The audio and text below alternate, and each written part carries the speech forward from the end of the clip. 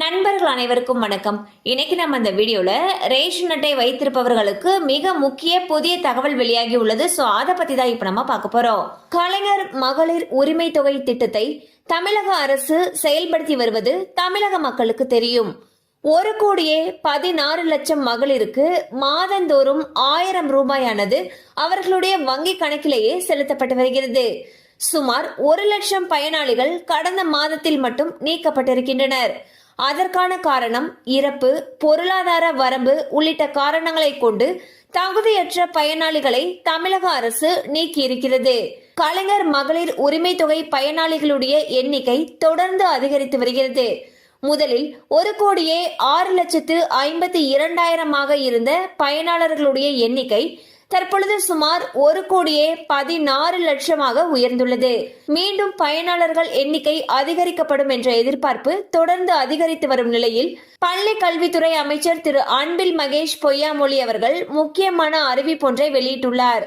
திருச்சியில் நடந்த பொதுக்கூட்டத்தில் பேசிய அமைச்சர், தமிழ்நாட்டில் கலைஞர் மகளிர் உரிமை தொகை திட்டத்தில் இணைய 1,55,00,000 பேர் விண்ணப்பித்துள்ளனர். தற்பொழுது 1,16,00,000 பேருக்கு உரிமை தொகை அவர்களுடைய வங்கி கணக்கில் வரவு வைக்கப்படுகிறது. மீதம் உள்ளவர்களுக்கும் வழங்குவதற்கான பணிகள் நடைபெற்று வருகின்றன. மகளிர் உரிமை தொகை திட்டத்தில் விண்ணப்பித்து கிடைக்காதவர்களை கணக்கெடுக்கும் பணிகள் சிறப்பு திட்ட செயலாக்கத்துறை அமைச்சரும் துணை முதல்வருமான உதயநிதி ஸ்டாலின் அவர்கள் உத்தரவின் பேரில் நடைபெற்று வருவதாக அமைச்சர் அவர்கள் தெரிவித்துள்ளார். பாத்தீங்கன்னா தமிழகத்தை பொறுத்த வரைக்கும் கலைஞர் மகளிர் உரிமை தொகை திட்டத்தை தமிழக அரசு மிகவும் சிறப்பாக செயல்படுத்திட்டு வந்துட்டு இருக்காங்க.